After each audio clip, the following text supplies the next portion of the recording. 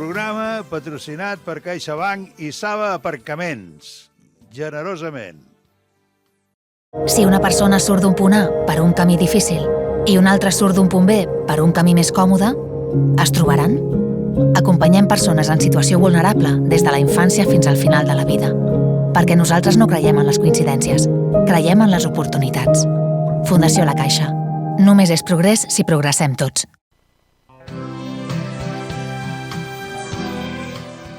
Buenos días, Domingo. Como siempre estamos aquí, como siempre con personajes de primerísima fila y hoy más que nadie, que tenemos la suerte de contar con Paloma Sánchez Garnica, ganadora del Premio Planeta de este año, que nos ha sumergido, valga la palabra, en un Berlín de acabada la guerra, en el que no quería estar nadie, solo los aliados, los franceses y los los países y los rusos, y también contando lo que pasaba un poco en los Estados Unidos, país que yo conozco un poco especialmente, que nos da una fotografía muy exacta de lo que son, y de una Europa que fue ocupada y que ahora luego fue libre, y mira hasta dónde hemos llegado, ¿no? Que ahora parece que esto no le gusta tanto a la gente, pero bueno, no estamos aquí para hablar de política, sí para hablar de un libro muy bueno. Y como cada semana, pues le haremos nuestras preguntas de rigor. ¿Qué tal, Paloma? ¿Cómo estás?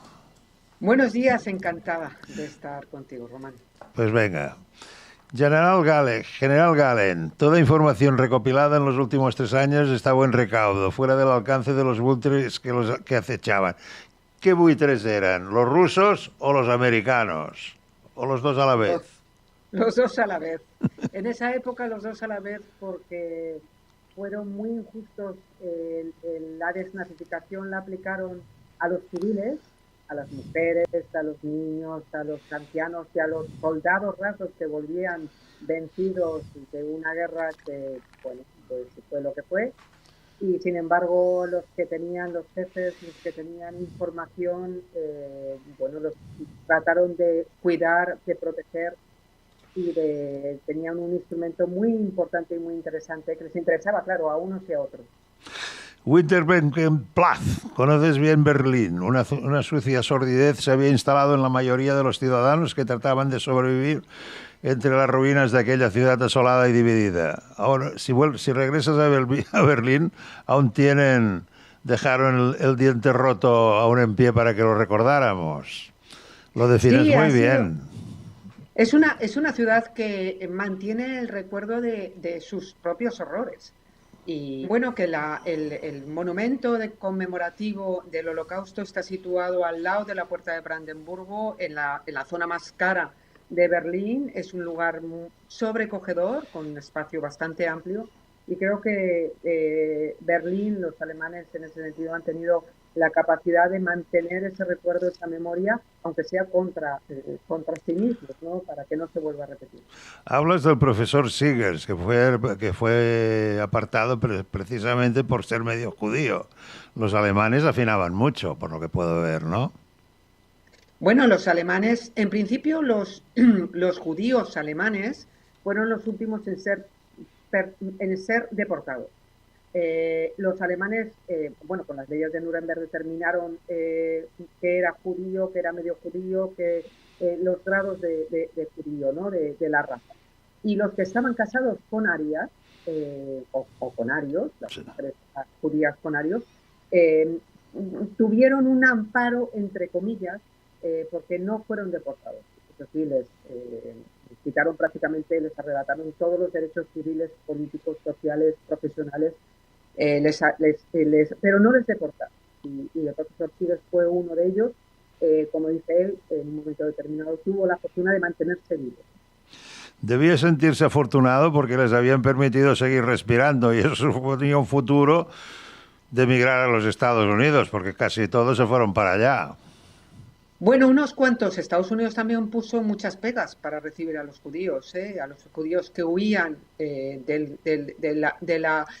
hostigamiento que hubo ya a partir del año 33, del año 34 y sobre todo del año 35, ¿no?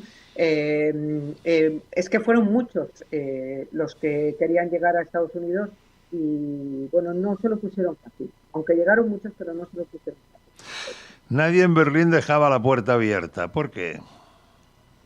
Bueno, porque había muchísima necesidad, la gente no tenía dónde meterse, la ciudad estaba prácticamente destruida en un tanto por ciento con un alto porcentaje de las casas, de los hogares, prácticamente no existían y cualquier rincón era bueno para meterse, ¿no? La ocupación existía ahí. O sea, nil novum subsole, vienen de lejos los ocupas. Pero ahí había más necesidad. Bueno, allí era comprensible, allí era comprensible. Stephen von Reichert, coronel de la FHO. ¿Qué organismo era este? Eran los servicios secretos de los primeros servicios secretos de los Estados Unidos que se desarrollaron a lo largo de la Segunda Guerra Mundial y que luego abocaron a lo que hoy conocemos como la CIA. Luego aquí dices una verdad como un templo, que a lo mejor tú esto no lo sabías. Bueno, no quiero decir, no he querido ofender a nadie, ¿eh? El nazismo primero y la guerra después habían convertido a muchos hombres buenos en asesinos sin misericordias. ¿Tú sabías que el 90% de los verdugos que teníamos en España eran gente quemada de la guerra? No te he oído el principio de la pregunta, perdóname. No, que el nazismo primero y la guerra después habían convertido a muchos hombres buenos en asesinos sin misericordias. Y esto ocurrió aquí en España también, porque se decía, a mí me habían explicado, yo soy hijo de abogado también, y a mi padre me había contado que acabada la guerra, muchos, los verdugos, porque teníamos establecida la pena de muerte, eran gente muy quemada de la guerra, ¿no? O sea, aquí veo que también se repite la historia bueno, en Alemania. Siempre se repite porque el ser humano tiene una complejidad que se mantiene a lo largo del tiempo, de la historia. Nos condicionan las circunstancias, nos condicionan el momento en el que nos toca vivir, las decisiones que tenemos que adoptar. Y muchas veces uno es muy bueno, tiene unos principios, podemos tener unos principios y una dignidad que defendemos, podemos defender hasta la muerte. Pero cuando esos principios y esa dignidad suponen mantenerlas, suponen hacer daño o que las consecuencias recaigan sobre la gente a la que queremos, a lo mejor nos convertimos en los diablos, en los malvados que siempre hemos denunciado. El ser humano es muy complejo y no sabemos los límites que tenemos, ya no solo personales, sino sobre todo, yo creo que con respecto de los seres queridos. Uno puede estar dispuesto a dar su vida por algo, pero que ese algo suponga hacer daño a alguien que nos quiera, ahí ponemos límites y decimos, hasta aquí hemos llegado. Y si tengo que hacer lo que tenga que hacer, lo hago. Ya. Los rusos que controlaban el suministro de electricidad en la ciudad, estos tíos, si les daba la gana, dejaban a la ciudad a oscuras. Pero lo hacían cada momento, según tú, por lo que veo. Sí, al principio había estaba toda la zona de la electricidad estaba en el sector soviético y manipulaban así a la opinión pública, ¿no? Cuando se desarrolla por primera vez esas primeras elecciones en octubre del 46, hacen referencia, el poder lo tenemos nosotros, tenemos este poder, ¿no? Y podemos dejar a todo Berlín a oscuras y sin energía. Berlín, desde el principio, los soviéticos, Stalin quería quedarse con la totalidad de Berlín, porque era muy incómodo tener a unos barrios amparados y protegidos y viviendo el modo occidental, el modo capitalista, y entonces, bueno, quiso en varios momentos, hasta que ya se plegó a que no podía ser, incluso llegó a cerrar todo el bloqueo, el famoso bloqueo de Berlín en mayo del 48, que duró casi un año con el famoso puente aéreo, y lo que quería era quedarse con todo, entonces presionaba de la manera, y también de la manera sutil, porque lo que quería era que la población entendiera, sobre todo el Stalin quería que la población de Berlín entendiera que eran los rusos los que realmente iban a sacar adelante, iban a reconstruir, iban a hacer de la ciudad una ciudad más civil. Por favor, cuando hables, acércate más, porque se me va y se viene la voz. Vale. ¿Así? Así, así, estupendo. No hay secreto que el tiempo no revele, se acaba sabiendo todo. Esto siempre ha sido así, ¿no? Siempre ha sido así. Hay algunos secretos que se los llevan los que lo tienen a la tumba, eso es cierto, pero es complicado mantener, guardar un secreto. Es durante todo el tiempo de vida hasta la muerte, pero también es verdad que hay algunos secretos que se quedan, que meten con uno en la tumba. Mackenzie Cooper todavía funciona y tienen despacho en Barcelona. Puedo asegurarte que no son baratos y que viven mucho, mucho de la marca. ¿Lo sabías esto tú? No, no lo sabía. Fue aleatorio. Es la primera vez que me lo dicen. No, no, no lo Y en sabía. Madrid deben Los tener nombres, también. pues no lo sabía, es algo totalmente aleatorio. Los nombres los elijo, sí, no estoy en la realidad, entonces los nombres los elijo. Eh, Son intuiciones, no pensaba que hubiera un bufete de abogados con esto. Te ha quedado muy bien esto, porque me llamó la atención porque estaba de abogado en una empresa de Barcelona y que trabajábamos con los Estados Unidos y presentaron una factura del año 86, creo que fue 84, de $35.000 por no hacer nada, que a mí se me pusieron los pelos de punta.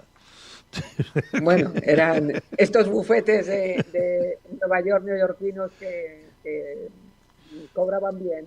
Caray, que se cobraban bien, te diré. No la había visto yo una minuta como aquella.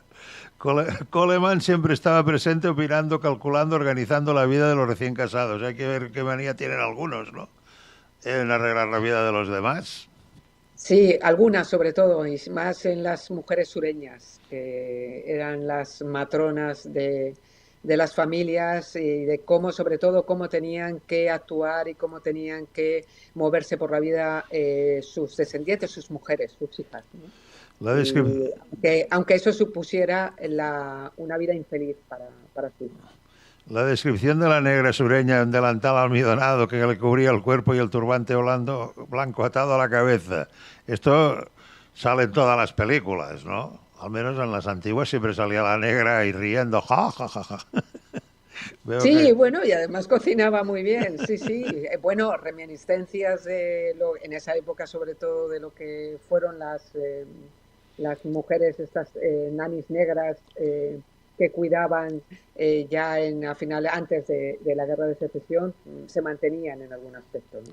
Los domingos las mujeres y los niños se bañaban, los hombres se afeitaban para acudir a la iglesia con sus mejores trajes.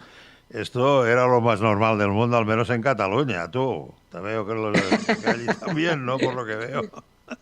Sí, sí, sí, era lo normal, ¿no? Nos hemos criado en esa fórmula, ¿no? Los sábados o los domingos, los miércoles como mucho, a mitad de semana, sí, era otra época, ahora ducha diaria, sí, sí. No había coches, no había nada, entonces ibas a misa a tomar el aperitivo, a comer a casa, al turtell y por la tarde cine. Esto era lo normal en aquella No época. normal. Allí en aquella época no había cine, pero había paseo seguramente. Hightower lanzó el pie contra el rostro del chico y el chico miró perplejo a su agresor con la mano en el labio partido y se levantó con movimientos pausados para que no sea necesario ser... No es necesario ser americano, aquí también pasaban estas cosas.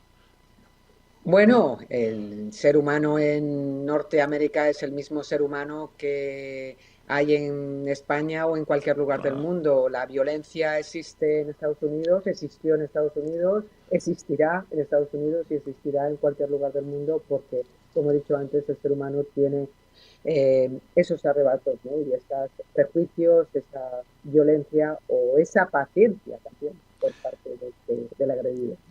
Yo estoy solo, no me importa que la gente que me aparte la mirada a mi paso, que me llamen amanegros o me señalen. Sí, hubo una época que no podías proteger a un negro porque te buscabas una complicación en los Estados Claro, Unidos.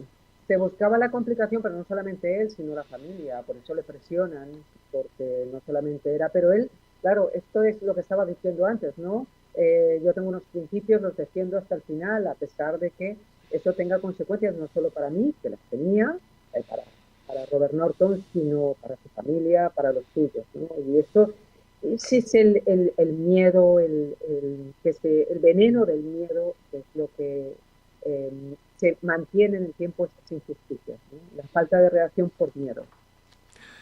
La victoria no está en la sentencia, la victoria se halla en la sentencia de cada uno. Esto es lapidario, tú.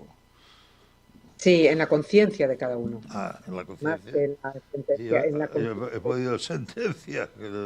No, no, en la conciencia de cada uno. He No ido está en la sentencia, está en la demasiado rápido. conciencia.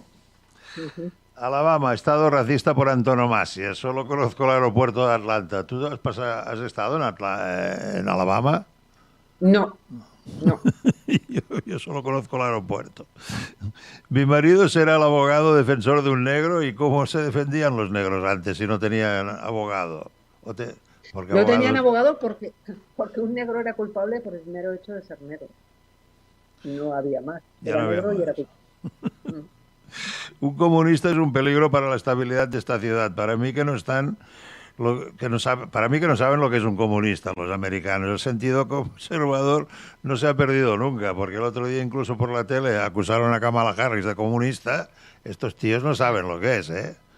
Bueno, era una forma de buscar un enemigo incierto, que era el comunismo. Hay que tener en cuenta que todo esto lo movía, los hilos de todo esto lo movía Hoover, el director del FBI, que era un anticomunista recalcitrante desde los años 20.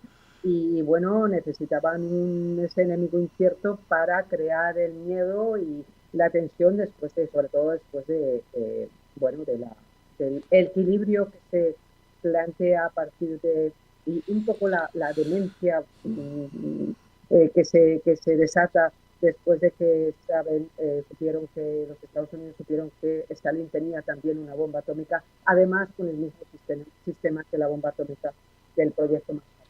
Por lo tanto, alguien de alguna manera había pasado información a los políticos. Y ahí se desata el terror en algunas mentes y algunos poderes de los Estados Unidos contra todo lo que significase comunismo y guerra.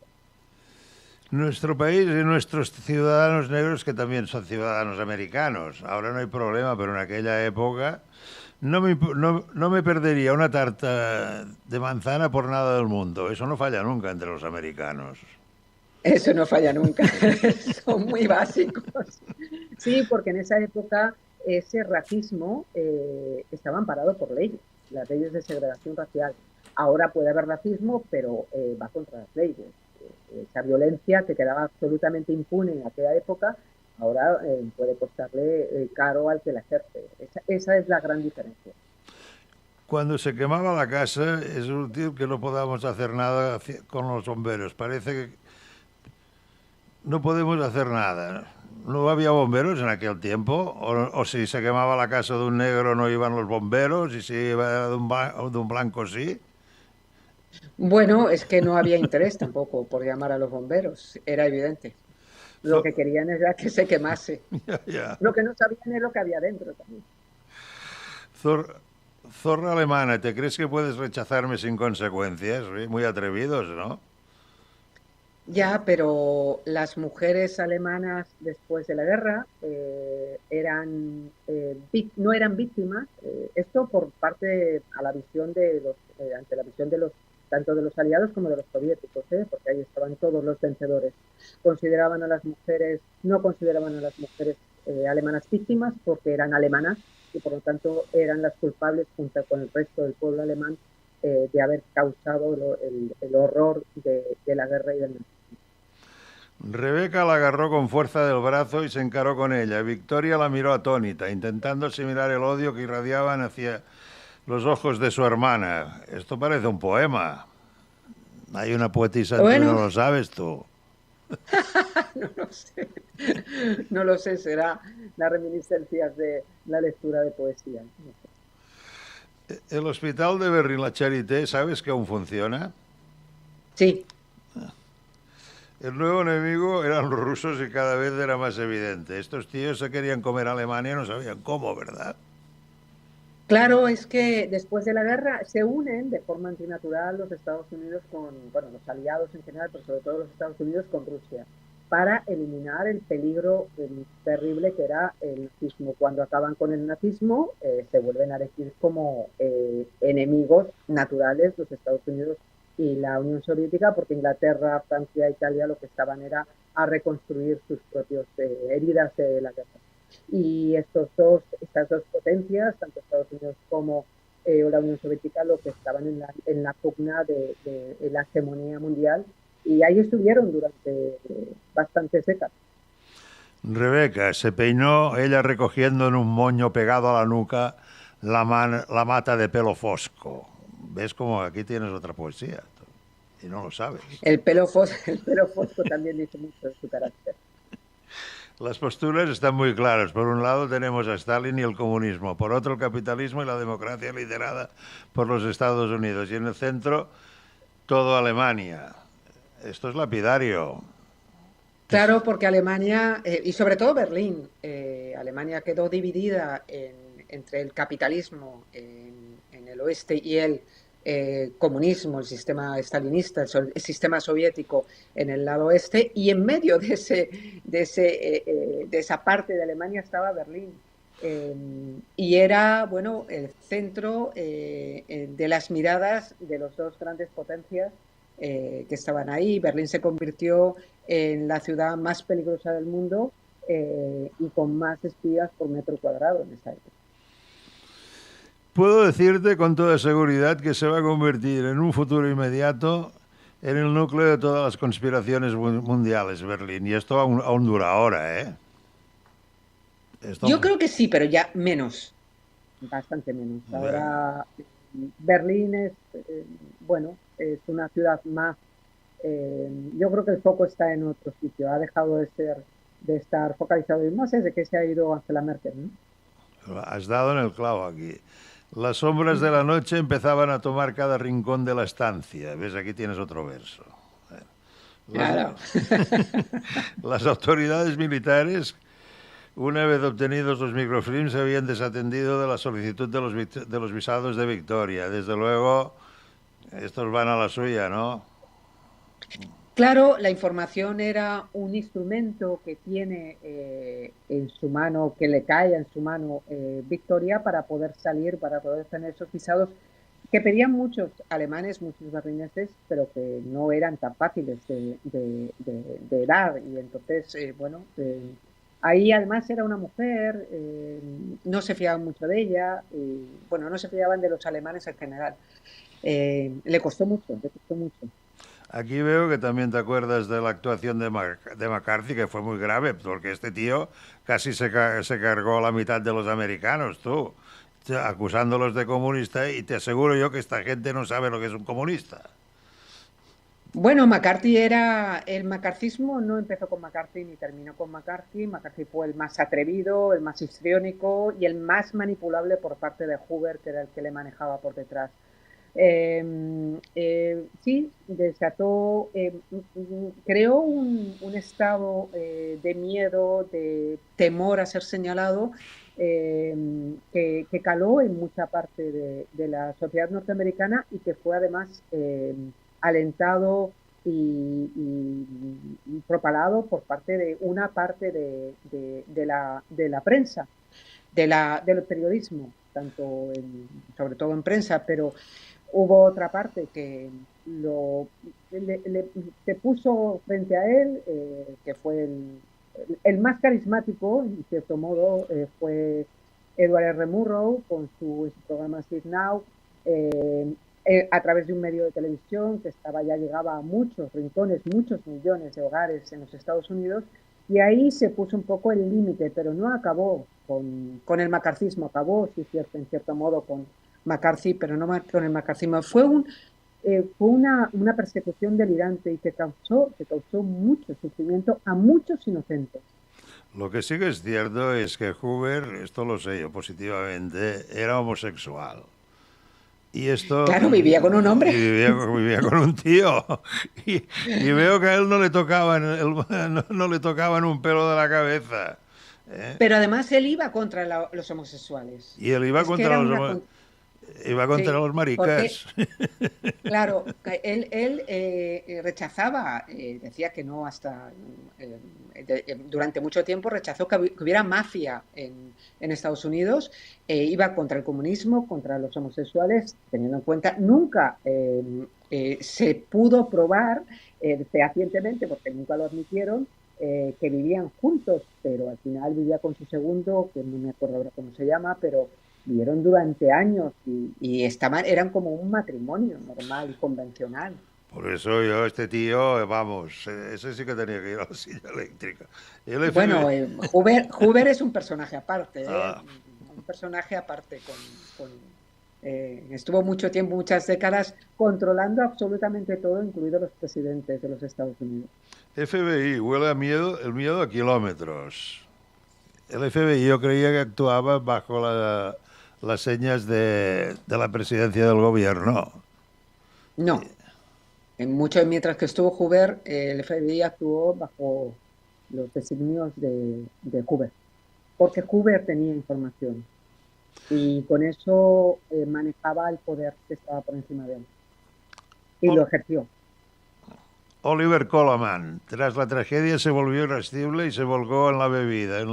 A esa gente, tú, no les cuesta nada pillar una borrachera, tú, y no le encuentran ni gusto al whisky. Es que yo Ay, te oigo mal. Que a esta gente no les cuesta nada pillar una borrachera. Te oigo mal. ¿Ahora me oyes bien? Te oigo mal. Escolta, Ahora.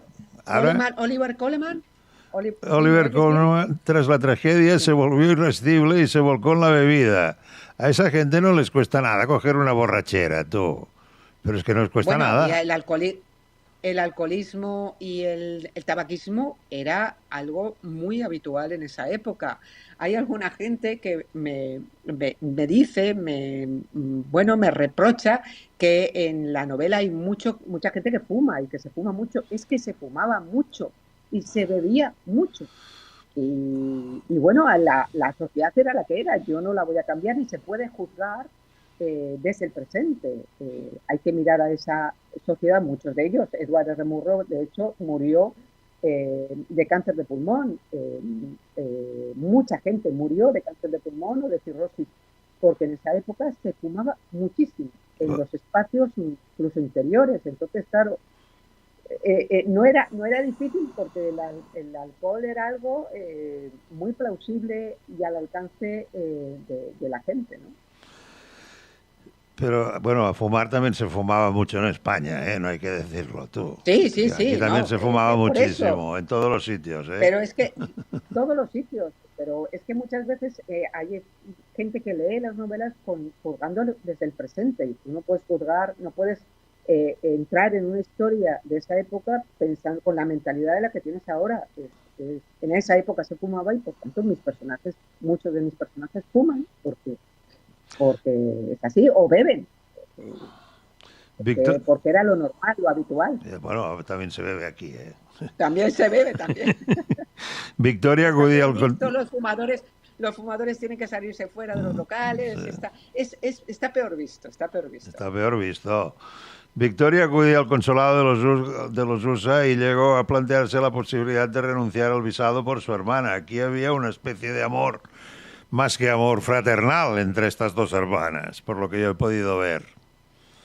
Claro, las dos hermanas, vamos a ver, la relación entre las dos hermanas es una relación, yo creo que habitual, más habitual de lo que podemos pensar entre hermanos, ¿no? Es una hermana que lo tiene, en teoría lo tiene todo, inteligencia, belleza, tiene arrojo, y sin embargo hay otra que le ha tocado, según ella, le ha tocado lo peor de la genética, lo peor y sin embargo, que ese resentimiento, ese rencor, esa envidia que siente hacia su hermana, ese resentimiento lo vuelca contra la persona que es Victoria, que la protege, que la cuida, que la defiende.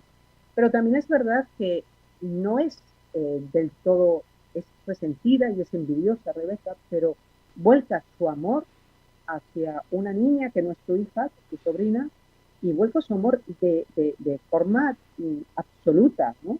Entonces, esa es la complejidad del ser humano, ¿no? Por un lado, la tensión que hay entre las dos hermanas y por otro lado, bueno, pues ese amor fraternal. Victoria cuida de su hermana, a pesar de todo, su hermana Rebeca cuida de la niña, dándolo todo absolutamente, y lo demuestra a lo largo de la historia, la complejidad del ser humano. La competencia es despiadada y fomenta esa desigualdad. ¿Qué quieres decir tú con esto? La competencia. Sí, despiadada, lo dices en la página 173. Bueno, es igual. Pues ya no lo recuerdo. Pues bueno, no pasa nada. Pasamos a otro sitio. Pero la competencia despiadada puede llevar a complicaciones. Frank Tanqueray, es por lo que de la Ginebra que lo has puesto, lo de Tanqueray. Tienes un personaje no. que se llama Tanqueray que te vino a la cabeza. Sí, sé el personaje, pero no sabía lo de la Ginebra. ¿Ves cómo no bebo? La única que conozco es Bifitter, no sabía de la Tanqueray. Sí. Si se niega a colaborar con la investigación sobre sus posibles actividades antiamericanas, seguirá su curso. Es para partirse el culo de risa esto, ¿eh? Claro, pero era el modus operandi que tenían en el macartismo, es decir, la delación. Ya. Tú di varios nombres y te quitas el medio, pero cargas con esos nombres sobre tu conciencia. Y hubo gente que cargó con esos nombres, y si no, pues asume las consecuencias y vas para adelante. El miedo se había apoderado de ella y se sentía paralizada. Es lo peor que se puede pasar a una persona, que el miedo se apodere de ella. Eso es verdad, ¿eh? Sí. Totalmente, porque miedo podemos tener todos, pero otra cosa es que te paralice y se apodere de ti. El miedo es un sentimiento muy humano, pero hay que romper esas ataduras del miedo, ¿no? Se la retuvo contemplando el Dupont de oro. Hace años que no veo ninguno. Fue una moda muy cara y efímera. Yo tenía uno, tú, de Dupont de Sí, oro. pero Sí. Era de mi padre, lo heredé de mi padre, hay que decirlo todo. mi padre también tenía uno, sí. Fue una moda que todo el mundo llevaba aquel mechero, ¿eh? Sí. Para mí Nueva York eres tú y tú representas nuestra vida, dijo ella desde que le cogió del brazo. Esto es un verso y me recuerda a Lorca. ¿No será de que te has leído El poeta en Nueva York, tú? Bueno, lo leí hace tiempo, sí. No sé si se habrá quedado algo en mi mente. Siempre queda algo. Cuando lees buena literatura, buena poesía, siempre se queda algo. Esto te ha quedado, ¿eh? Te he pillado. Nueva York. Nueva York, aquella ciudad iluminada, la tía de vida. ¿Ves? Aquí continúas con el verso. Borough Hall and Brooklyn Heights, y desde allí caminaba hasta Pierre Point. Conoces bien Nueva York, ¿no? Sí que lo conozco. Yo estuve en las Torres Gemelas el año anterior al atentado. Estuve en las dos torres, cenando en el restaurante de una de las torres y en el mirador de la otra. He pateado Nueva York porque he estado, yo creo que 4 veces antes de las torres. No he vuelto a ir y quiero ir otra vez. Creo que Nueva York es una ciudad absolutamente fascinante, porque creo que en los últimos tiempos está un poco, según me han dicho, está un poco insegura. Acércate más, porque entonces no se oye bien. El profesor Friedman tuvo que firmar una cláusula de confidencialidad y no divulgación de las actividades realizadas. Hoy en día se pide por todo. Hoy en día estás en una empresa haciendo alguna cosa y te hacen firmar una cláusula de confidencialidad. Ahí lo diré mañana. Confidencialidad. De confidencialidad. Bueno, no lo sé porque no me han hecho firmar ninguna, pero si es así, no creo que sea con las intenciones que se determinaban en el macartismo, ¿no? En la época esa tan terrible. Ya viene de lejos. Jimmy Sanders, el vecindario que, movido por el odio irracional, continuó acusándola de tener un hijo comunista. Pero si no sabían lo que era esto, ¿cómo podían acusar a una persona de comunismo? Es que yo es que me hago unas cruces. Bueno, el estalinismo estaba ahí y ellos tenían la idea de que el comunismo, digo, los anticomunistas norteamericanos, tenían la idea de que el comunismo iba a acabar con su forma de vida, que iban a quedarse con sus casas, con sus coches, que iban a establecer un sistema bueno, pues igualitario por abajo, ¿no? Que es la esencia que pensaban ellos que era el comunismo. Y con esa traca mantenían el tema. De todas formas, todo viene también de la lucha por los derechos de los trabajadores también en los años 30, después del crack del 29, y que se empiezan a organizar con sindicatos, y los sindicatos que empiezan a tener mucho poder, y los sindicatos están manejados por la izquierda y sobre todo por el Partido Comunista. Joseph McCarthy, ofuscado por acabar de raíz con la sombra del comunismo en el país. Es curioso que personalmente quisiera hacer esto, porque además era católico, o sea, el amor al prójimo, la atendía por donde la espalda pierde su nombre, ¿no? Bueno, McCarthy Joseph McCarthy es un personaje aparte, ¿no? Es lo que he dicho al principio, era muy atrevido, tenía un afán muy mediocre, tenía un afán de protagonismo, de salir, de ser noticia a costa de lo que fuera, y encontró este pilón y lo desarrolló y lo mantuvo hasta que le cortaron las alas. Mackenzie era soltero y Cooper había enviudado. Hacía más de 3 décadas y no había vuelto a casarse. La gente también murmuraba, tú. ¿Ves? A este ya le llamaban marica. Eso es un poco la relación tan extraña que tuvo Hoover con su pareja. Una vez vertida la calumnia, el descrédito se extendía calando entre los entresijos de las conciencias de quienes trataban dispuestos a aceptarlo todo sin analizar o contrastar la información recibida. Esto era muy grave, tú. Es muy grave, porque esto sigue pasando. Es decir, este ejemplo que pone, y que a mí me parece muy significativo, que llega a poner uno de los personajes, el profesor Keating, que lo dice a Robert, cuando tú te subes a lo alto de un campanario, abres, rajas una almohada llena de plumas, echas las plumas al viento y luego intentas recoger todas esas plumas. Es imposible. Cuando se propala, cuando se publica, cuando se filtra algo no contrastado que puede perjudicar o que puede señalar a una persona, luego cuando se demuestra que no es así, es muy complicado restituir el daño provocado por esa publicación. Y eso sigue pasando ahora. Has trabajado de abogado, tú. Eres licenciada en Derecho, ¿no? Soy licenciada en Derecho, sí. Estuve 5 años con un despacho abierto. Porque veo que te fijas en la firma de Mackenzie. Y aún trabajo, poco, pero aún trabajo. ¿Tienes un recuerdo para San Felipe Neri? Con lo de las plumas soltadas, desde luego, te has acordado de San Felipe Neri también.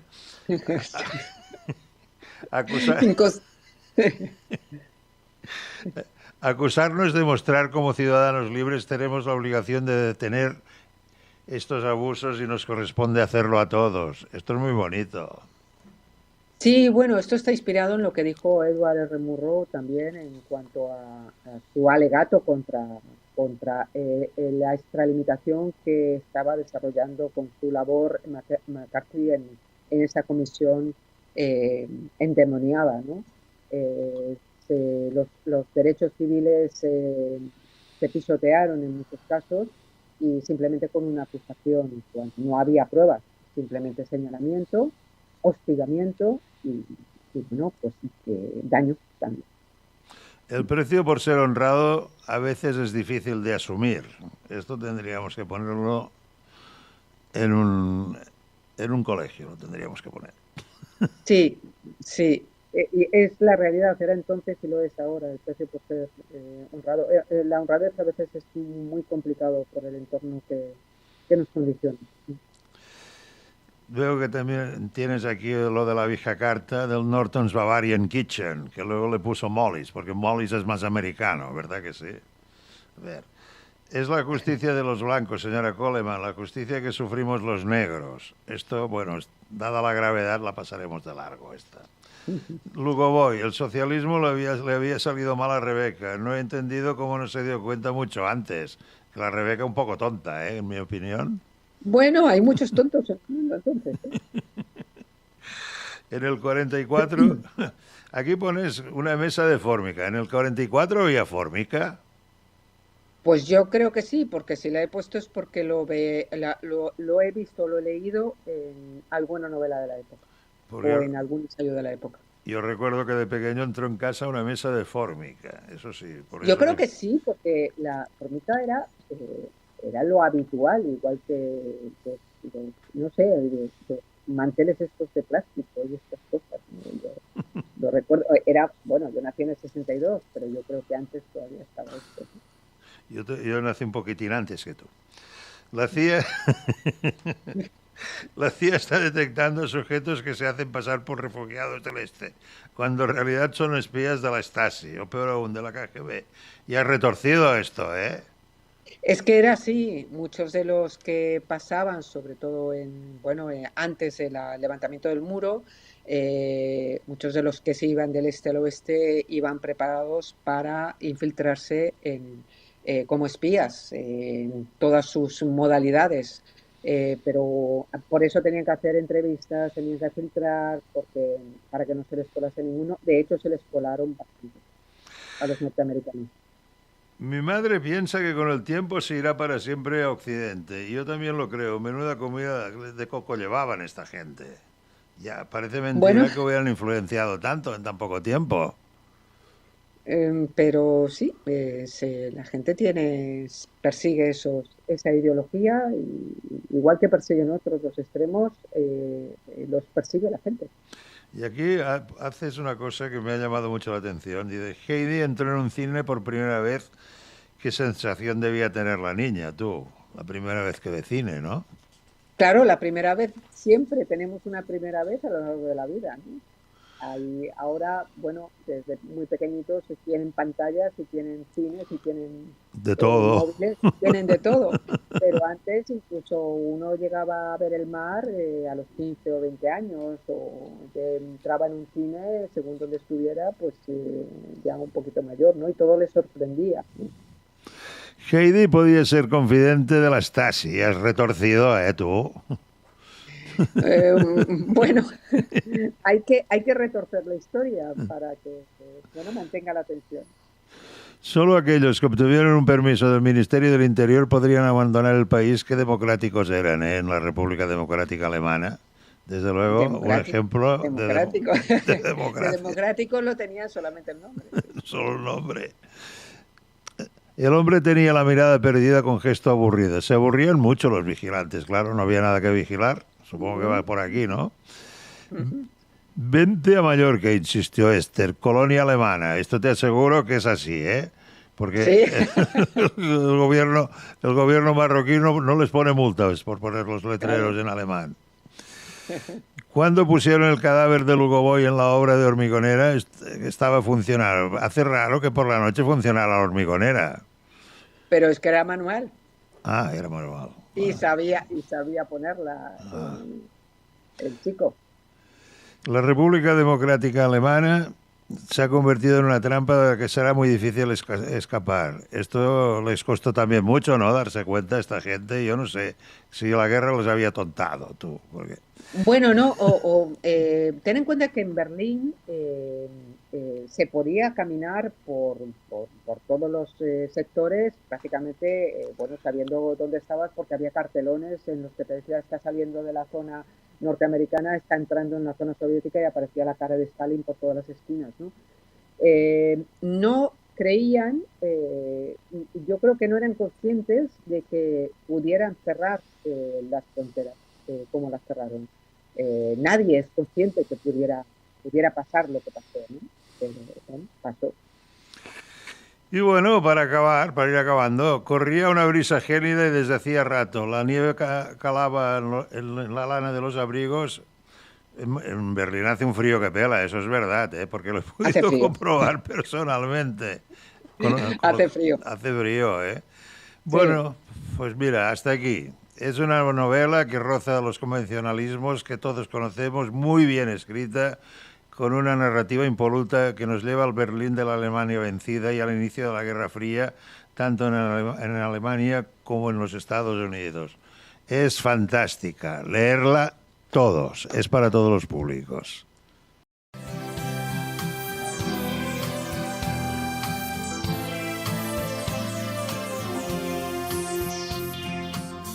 Programa patrocinat per CaixaBank i Saba Aparcaments. Generosament. Si una persona surt d'un punt A per un camí difícil i un altre surt d'un punt B per un camí més còmode, es trobaran? Acompanyem persones en situació vulnerable des de la infància fins al final de la vida. Perquè nosaltres no creiem en les coincidències, creiem en les oportunitats. Fundació La Caixa. Només és progrés si progressem tots.